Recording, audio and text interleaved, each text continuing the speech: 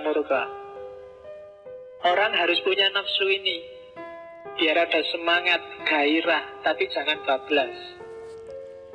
Kamu harus punya api dalam dirimu. Kalau tidak gitu kamu kehilangan semangat, kehilangan gairah, tidak kreatif, tidak agresif, tidak pingin maju. Harus pingin maju, tapi jangan diumbar amarah ini. Kalau diumbar nanti kayak api, kecil jadi teman, besar jadi musuh. Pamoring kawula Gusti. Pamoring kawula Gusti itu kualitas hubungan antara Tuhan dengan hamba. Untuk mencapai kualitas yang bagus, tadi saya bilang laku. Urutannya laku ada 7 itu. Kalau diserat, pamoring kawula Gusti. Yang pertama, topo itu bisa kalian artikan puasa, poso, topo. Yang pertama, topo jasmani. Yang kedua, topo budi. Yang ketiga, topo hawa nafsu, hawa nafsu bahasa Jawa nih. Yang keempat, topo rasa sejati. Yang kelima, topo sukmo. Yang keenam, topo cahyo. Dan yang ketujuh, topo urip. Lakukan 7 topo ini untuk menemukan hakikat. Begitu kamu ketemu hakikat, pasti akan mengalami makrifat. Topo jasmani jelas, mengurangi makan, mengurangi minum. Nggak usah takut kurus, nggak apa-apa. Ya, ngurangi bukan tinggal loh ya, dikurangi. Karena selama ini kita sibuk makan, minum, dan tidur. Jasmaninya nggak pernah istirahat, nggak pernah puasa. 1 bulan disuruh puasa itu pun terpaksa kan. Kalau bisa sebaiknya enggak kan gitu. Tapi topolah jasmanimu. Wong ngaji aja masih sempat mikir minum kan kalian. Ya, tapi enggak apa-apa, monggo diminum kalau yang mau minum. Jadi topo jasmani. Yang kedua, topo budi. Kalau topo budi itu ya, kalau tadi jasmaninya yang dikendalikan, sekarang akhlaknya. Berakhlak yang baik, yang terpuji, menghindari akhlak yang tercela. Itu topo budi. Puasalah akhlakmu. Tidak usah tanya yang tercela apa saja, yang terpuji apa aja, kamu sudah ngerti kok. Untuk urusan ini sebenarnya orang nggak perlu belajar. Asal pikirannya waras, akalnya jernih dan sehat, pasti ngerti. Iya, kamu nggak usah, Pak, saya belum belajar, Pak. Ini filsafat etika dulu baru bisa, Pak. Nggak. Wis ngerti. Asal pikiranmu jernih, mesti ngerti kalau bohong itu jelek, kalau curang itu jelek, makan haknya orang lain itu jelek. Nggak harus kalian baca buku tebel-tebel, nggak harus tanya kemana-mana. Tanya aja ke pikiranmu yang jernih, hatimu yang jernih, pasti ketemu. Dan jalankanlah, yang penting cuma itu sebenarnya. Wong kamu sejak MI juga sudah diajari oleh gurumu kan, mana baik, mana buruk, tinggal dijalankan. Godaan banyak, ingin jujur aja godaannya. Wah, kalau jujur nilainya nggak bisa A besok, Pak. Itu kan godaan sebenarnya. Dan kamu kalah dengan nilai A, kamu kalah dengan ijazah, kamu kalah dengan pacar. Pacarmu itu nggak usah kamu gombali, mungkin juga masih mau kok. Ngapain tak dibohongi pakai gombal? Ya, jujur aja lah, nggak apa-apa. Kalau pacarmu tanya, Mas, aku paling cantik nggak? Kalau paling sih mungkin enggak. Jadi kan jujur namanya, yang lebih cantik banyak. Nah, cuma yang mau cuma aku kan gitu. Oke. Nah, ya kan jujur kan, kamu sering membiasakan diri tidak jujur sih. Nanti jadi masalah loh. Nanti kalau kamu putus, lu katanya dulu aku paling cantik. Lu enggak, dulu kan aku bilangnya kalau paling cantik enggak. Lah ada yang lebih cantik ya aku ganti, no, kan gitu. Itu karena jujur, jadi dia enggak terlalu sakit. Kalau kamu bohongi terus, yang paling cantik rame mesti. Oke, karena kesusahanmu itu biasanya kamu sendiri yang nanam, yang bikin susah. Terus yang ketiga, topo hawa nafsu. Ini pengaruh sufisme Ghazalian sangat tampak, bahwa orang harus mengendalikan 4 jenis nafsu. Alwamah, ya kalau bahasa Arabnya lawamah, amarah, sufiyah, dan mutmainnah. 4-4-nya harus dikendalikan, jangan bablas. Dikendalikan itu bukan berarti dimatikan loh ya. Alwamah itu kalau di Ronggowarsito simbolnya perut, pusatnya ada di perut. Hubungannya sama makan, minum, tidur, dan yang sejenis itu. Kalian tetap harus makan, minum, tidur, tapi jangan bablas. Harus ngerti batas. Jadi alwamah ya, karena nggak ada ini kamu nggak bisa hidup dong. Tetap makan, tetap minum, tapi harus ngerti batasnya. Syukur-syukur sebelum batas sudah berhenti. Nabi bilang berhenti sebelum kenyang, bukan berhenti sebelum kekenyangan. Ya, kalau ada tanda-tanda, wah sebentar lagi kenyang ini, berhentilah. Tidak usah tanya alasannya apa, nanti hikmahnya banyak. Kalau Nabi yang ngomong. Yang kedua, amarah. Amarah itu kalau di Ronggowarsito simbolnya telinga. Marah, angkara murka. Orang harus punya nafsu ini, biar ada semangat, gairah, tapi jangan bablas. Kamu harus punya api dalam dirimu. Kalau tidak gitu kamu kehilangan semangat, kehilangan gairah, tidak kreatif, tidak agresif, tidak pingin maju. Harus pingin maju, tapi jangan diumbar amarah ini. Kalau diumbar nanti kayak api, kecil jadi teman, besar jadi musuh. Jadi kendalikan amarahmu. Yang ketiga sufiyah. Sufiyah simbolnya mata. Ini hubungannya sama nafsu seks, gairah natural laki-laki perempuan yang normal. Orang-orang yang tidak normal kan ada aja. Ya, semoga di sini nggak ada, semoga normal aja. Apapun yang terjadi lebih enak normal. Ya, tidak usah neko-neko yang aneh-aneh. Jadi sufiyah harus lo ini, jangan kamu bertekad jadi pendeta tidak kawin, eman-eman. Lo ya kan, tidak boleh ada yang, tadi saya bilang tidak boleh ada yang mubadir. Kalau kamu tidak kawin ada yang mubadir nanti. Jadi harus dimanfaatkan, itu anugerahnya Allah. Cuma jangan bablas. Kalau bablas jadi perkara. Kamu harus ngerti batas. Jadi prinsipnya nafsu ini harus ngerti batas. Kapan harus maju, kapan harus mundur. Kamu harus ngerti mana yang boleh ditabrak, mana yang jangan ditabrak. Kalau yang jangan ditabrak kamu tabrak, pasti masalah. Percayalah. Entah besar, entah kecil, entah kapan, pasti akan ada masalah. Jadi nafsu sufiyah, simbolnya mata. Saya tidak tahu, mungkin ini karena Ronggowarsito cerdas luar biasa. Biasanya bablasnya nafsu sufiyah ini karena mata. Ketika matamu tidak terkontrol, apalagi yang tiap hari bukai laptop dan loti gambar-gambar dan film-film, itu alamat sudah.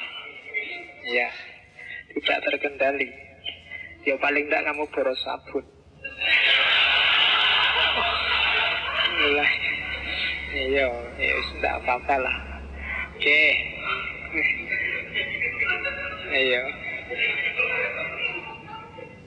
Oke, yang kelima, ya tidak apa-apa. Yang sudah pengalaman diem aja, tidak apa-apa. Yang keempat, nafsu mutmainnah. Mutmainnah ini biasanya nafsu dianggap paling bagus, tapi juga jangan bablas. Orang yang bablas di mutmainnah, dia akan jadi orang yang kasarnya namanya konyol, berkorban untuk orang lain. Dirinya sendiri sengsara, baik pada orang lain, dirinya sendiri susah. Itu bisa bablas ke sana. Baik hati kalau kebablasan juga jelek, tidak mendidik, mencelakakan diri sendiri.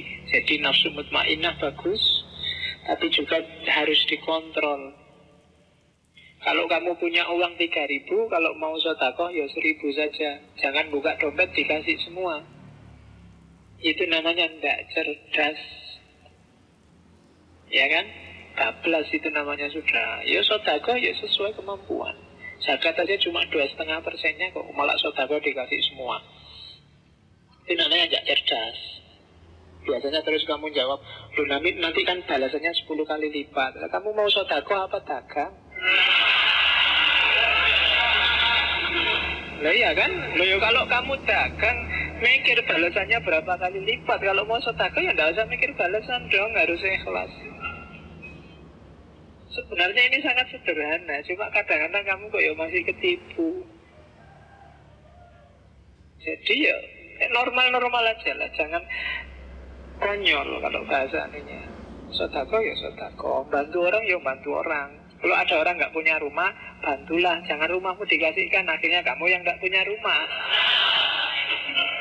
Ya, jadi itu problem. Jadi itu namanya poso hawa nafsu. Jadi kontrol hawa yang ada dalam dirimu, baik yang di level alwamah, amarah, sufiyah maupun mutmainnah. Terus yang keempat, topo rasa sejati. Ini semacam sering-seringlah memusatkan perhatian pada Allah. Bawalah Allah kemana-mana, dalam kondisi apapun, untuk apapun. Ngaji gini bawalah Allah, ke warung juga bawalah Allah. Perhatianmu harus selalu ada pada dia. Kayak kamu sedang jatuh cinta itu loh. Lagi ngaji kayak gini, pacarku sedang ngapain ya kalau pas tak tinggal. Lagi di mall, wah ini kalau tak beli ini dia mesti pantas, dia mesti bagus. Lagi kuliah, ada yang ngambilin nggak ya tak tinggal kuliah kayak gini. Ada.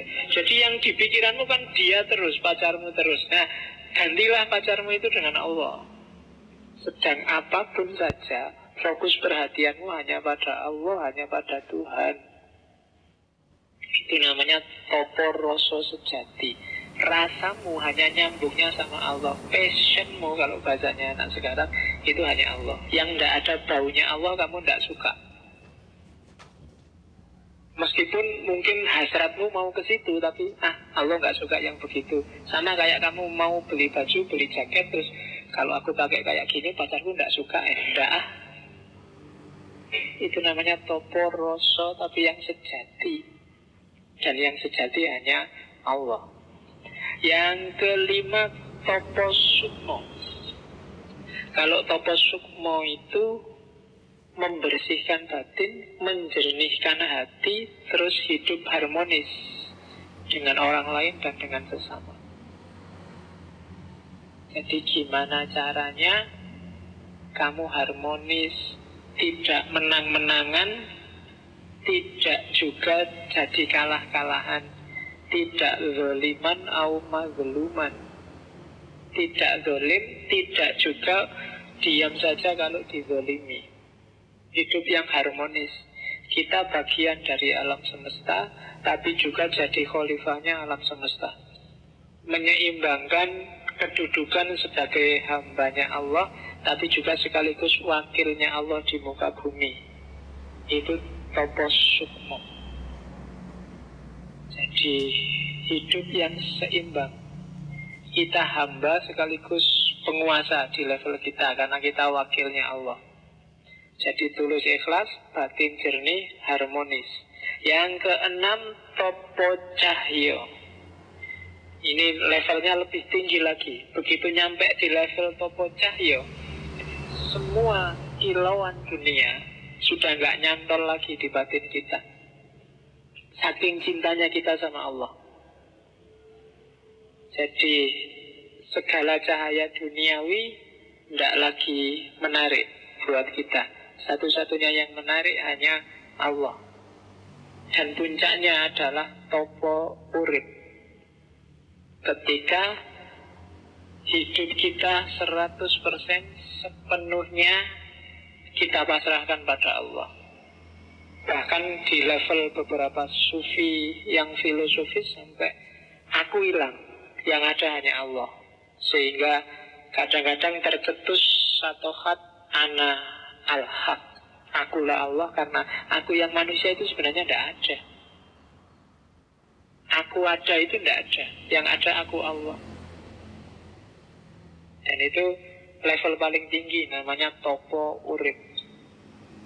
Semakin tinggi kualitas kita, ya pamor ring kawula Gusti semakin bercahaya. Pamor itu kan semacam ada cahayanya. Semakin level kita naik, ya semakin cahayanya terang. Jadi kalau kita hanya bisa topo jasmani, ya cahayanya mungkin tidak terlalu terang. Topo budi lebih terang, topo hawa nafsu lebih terang lagi, terus sampai level paling puncak topo urip. Ketika topo urip, yang tersisa hanya cahayanya saja. Nah, itu serat pamoring kawula Gusti. Ini suluk kedua, suluk sukmo lelono, perjalanan jiwa. Saya ambil 2 pupuh saja, 2 bait saja, karena sukmo lelono memang isinya cuma 2 bait. Ya. Itu yang pertama. Mau tak baca Jawanya, cuma khawatir kamu tidak paham. Langsung Indonesia ya. Ya punapa yen wis kakekat estu lajeng sarengat itu syariat ya. Meskipun nanti kalau di Kadoloco itu dilecehkan habis-habisan. Sarengat itu bukan syariat, tapi nek sari jengat. Ya serius ini kok enggak bohong. Coba dibuka kitabnya Kadoloco itu, bahwa sarengat itu nek sari jengat. Oke, ya. Yen saking pamanggih ulun tan wonten kang tinilas jir muktamad ing hadis ugi kasebut kat tanpa sarengat batal, sarak tanpa kat kan tadi.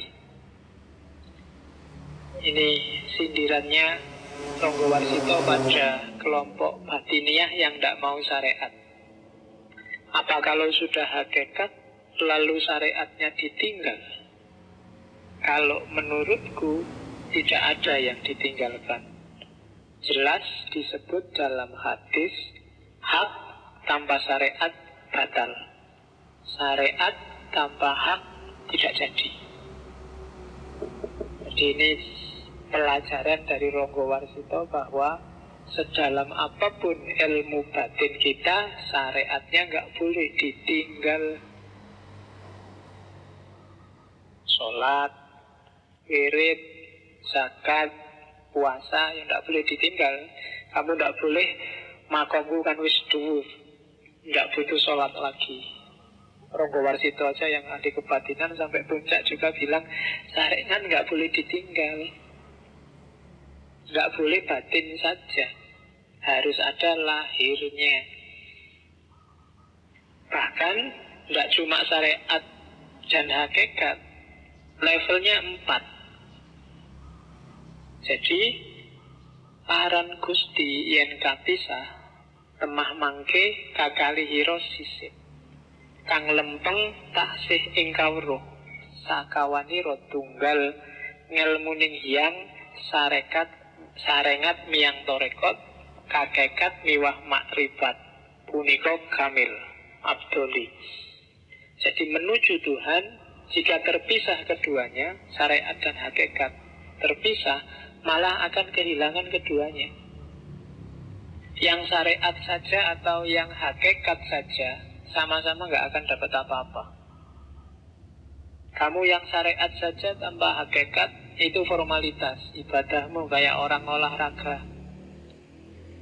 Kalau kamu hakikat saja tanpa syariat, Itu sama kamu tiap hari apel, tiap hari SMS, tapi tidak jatuh cinta. Ya ada gunanya. Jadi jangan syariat saja tanpa hakikat, jangan hakikat saja tanpa syariat.